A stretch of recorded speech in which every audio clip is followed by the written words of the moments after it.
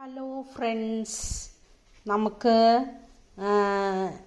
ഒരു റോബസ്റ്റ് പഴവും ക്യാരറ്റും വെച്ചിട്ട് നമുക്കൊരു വൈകുന്നേരത്തെ പലഹാരം ഉണ്ടാക്കിയാലോ. റോബസ്റ്റ് പഴം അരിഞ്ഞെടുക്കാം. അപ്പം ഞാൻ റോബസ്റ്റ് പഴം അരിഞ്ഞെടുത്തിട്ടുണ്ട്, അതുപോലെ ക്യാരറ്റും അരിഞ്ഞെടുത്തിട്ടുണ്ട്.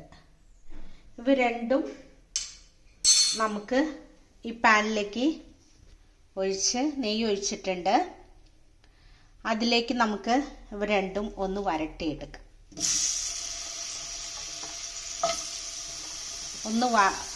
ഒന്ന് വേവിച്ചെടുക്കാം കേട്ടോ.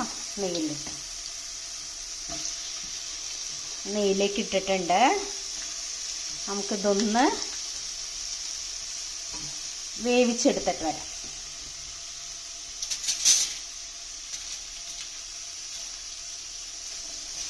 വൈകുന്നേര പലഹാരം പെട്ടെന്ന് റെഡിയാക്കാനായിട്ട് ഒരു ഹെൽത്തി ഫുഡ് ഉണ്ടാക്കാം കേട്ടോ.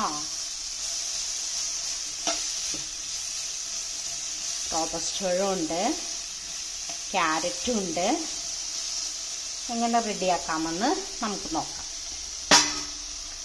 ഇതൊന്ന് വെന്ത് വരട്ടെ, എന്നിട്ട് നമുക്ക് അടുത്ത പണി ചെയ്യും. നമുക്കുണ്ടല്ലോ, ഇനി കുറച്ച് തേങ്ങ ചിരണ്ടിയിട്ട് കൊടുക്കാം.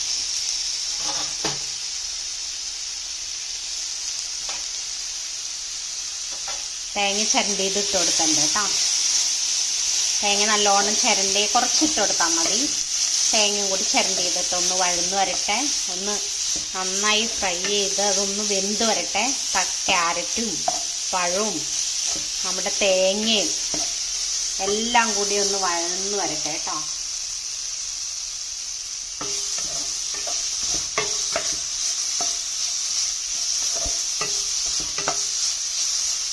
ക്യാരറ്റ് ഒന്ന് വേവാനുണ്ട്. അപ്പം അത് കഴിഞ്ഞിട്ട് നമുക്ക് ഏലക്കായയും ജീരകവും കൂടി ഇട്ട് കൊടുക്കാം കേട്ടോ. അപ്പോൾ ഞാൻ പഴമൊക്കെ ഇട്ട് കൊടുക്കുന്നുണ്ടല്ലോ, എല്ലാം ഇട്ട് കൊടുത്തില്ലേ. ഒന്ന് വെന്ത് വരുമ്പോഴത്തേക്കും നമുക്കൊരു പണിയും കൂടി ചെയ്യാം. നമ്മുടെ ഏലക്കായയും ജീരകവും ഇട്ട് കൊടുക്കാം.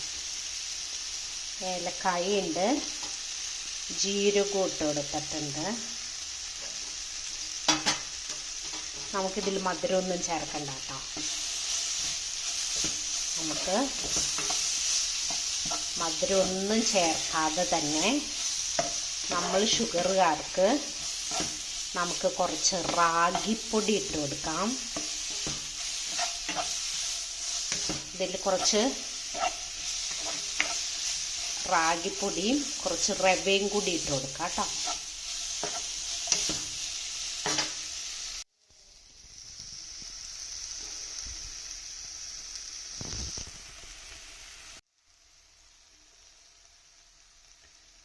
അപ്പോൾ നമുക്ക് കുറച്ച് റാഗിപ്പൊടിയും റവയും ഇച്ചിരി ഇട്ട് കൊടുക്കാം. റാഗിപ്പൊടിയുണ്ട്, റവയുണ്ട്, രണ്ടും ഒന്നിച്ചിട്ടോ കേട്ടോ. രണ്ടും അവിടെ കിടക്കട്ടെ. കുറച്ച് റാഗി ഇട്ടിട്ടുണ്ട്, കുറച്ച് റവപ്പൊടിയും ഞാൻ ഇട്ട് കൊടുത്തിട്ടുണ്ട്. ഇനി ഇവ രണ്ടും കൂടി നമുക്കൊന്ന് മിക്സ് ചെയ്യാം. ഒന്ന് വറുത്ത് വരട്ടെ. അപ്പോൾ നല്ല ടേസ്റ്റ് ആയിരിക്കും.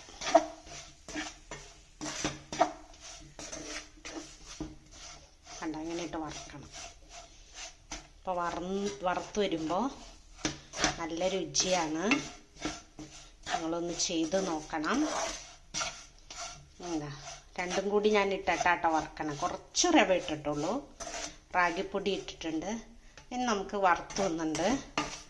വറുത്തു അതതി കിടന്നൊന്ന് വറുത്ത് റെഡി ആയിട്ടുണ്ട്. ഇനി നമുക്ക് ഇച്ചിരി വെള്ളം ഒഴിച്ചു കൊടുക്കാം.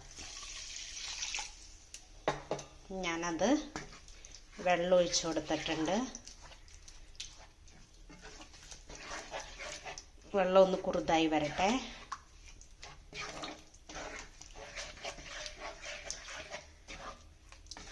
വെള്ളം ഒന്ന് കുറുതായി വരുമ്പോൾ നമുക്ക് തീ ഓഫ് ചെയ്യാം. അതിൻ്റെ ഒപ്പം നമുക്കൊരു ഇച്ചിരി ഉപ്പും കൂടി ഇട്ട് കൊടുക്കാം കേട്ടോ. ഞാനതിന് ഒരു ഇത്തിരി ഉപ്പ്, കുറേ ഉപ്പൊന്നും വേണ്ട, ഒരു ഇച്ചിരി ഉപ്പ് നമുക്ക് ഒരു ഹെൽത്തി ഫുഡാണ്. ഇതിൽ കുറേ മധുരമൊന്നും ചേർക്കരുത്. ഇങ്ങനെ ഉണ്ടാക്കുമ്പോൾ നമുക്ക് കഴിക്കാൻ നല്ലതാണ്. നല്ല ടേസ്റ്റൊക്കെ കിട്ടും കേട്ടോ. പഴവും ക്യാരറ്റും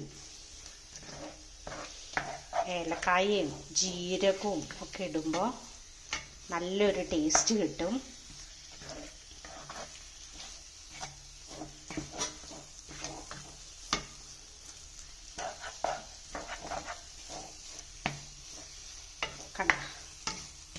ഇനിയൊന്ന് നമുക്ക് തണുക്കാൻ വെച്ചിട്ട് വരാം. ഇച്ചിരി നേരം തണുക്കട്ടെ. എന്നിട്ട് നമുക്ക് ഇത് അരച്ചെടുത്തിട്ട് വരാം. അപ്പോൾ ഞാനത് ഒരു പാത്രത്തിലേക്ക് ആക്കിയിട്ടുണ്ട്. ഇത് കണ്ട പാത്രം ഇങ്ങനെ ഒരു പാത്രത്തിലേക്ക് ആക്കിയിട്ടുണ്ട്. ആവശ്യമുള്ളവരൊക്കെ ആക്കിയാൽ മതി. അല്ലാത്തവർ വേറെ എന്തെങ്കിലും ഇലയിലോ എന്തെങ്കിലും ചുടാം. ഇത് കിണ്ണത്തപ്പം പോലെ ചുടണമെങ്കിൽ ഞാനതൊരു പാത്രത്തിലേക്ക് വെക്കുന്നുണ്ട്. അതിൽ കുറച്ച് നട്ട്സൊക്കെ ഇട്ടിട്ടുണ്ട്. കണ്ട റാഗിയും കൊണ്ടാണ് ഉണ്ടാക്കിയേക്കണേ. അപ്പോൾ അതിൽ ഞാൻ കുറച്ച് നട്ട്സും ഒക്കെ മീതെ വെച്ചിട്ടുണ്ട്. അരച്ചെടുത്തൊഴിക്കണവർക്ക് അരച്ചെടുത്തൊഴിക്കാം. അല്ല അരക്കണ്ട, ഇങ്ങനെ തന്നെ കഴിച്ചാൽ മതി എന്നുള്ളവർക്ക് ഇങ്ങനെ. ഞാൻ അങ്ങനെ അരച്ചെടുത്തിട്ടില്ല. കിണത്തിലേക്ക് കോരി ഒഴിച്ചിട്ടേ ഉള്ളൂ. കോരി എടുത്തിട്ടുണ്ട്. ഇനി നമുക്കതൊന്ന് സ്റ്റീം ചെയ്തിട്ട് വരാം.